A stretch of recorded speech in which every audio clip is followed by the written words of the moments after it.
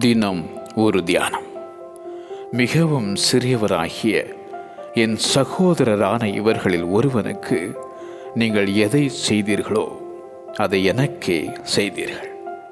மத்தேயு எழுதின சுவிசேஷம் அதிகாரம் 25 வசனம் 40.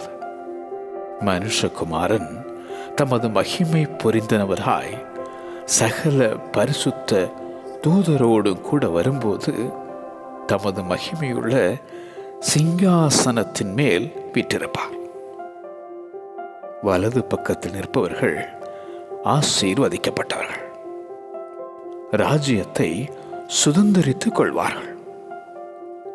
அவர்கள் பசியாயிருந்தவர்களுக்கு போஜனம் கொடுத்தவர்கள், தாகமாயிருந்தவர்களின் தாகத்தை தீர்த்தவர்கள், அந்நியனாயிருந்தவர்களை சேர்த்து கொண்டவர்கள், வஸ்திரம் இல்லாதோருக்கு வஸ்திரம் தந்தவர்கள், வியாதியாயிருந்தவர்களை விசாரிக்க வந்தவர்கள், காவலில் இருந்தவர்களை பார்க்க வந்தவர்கள்.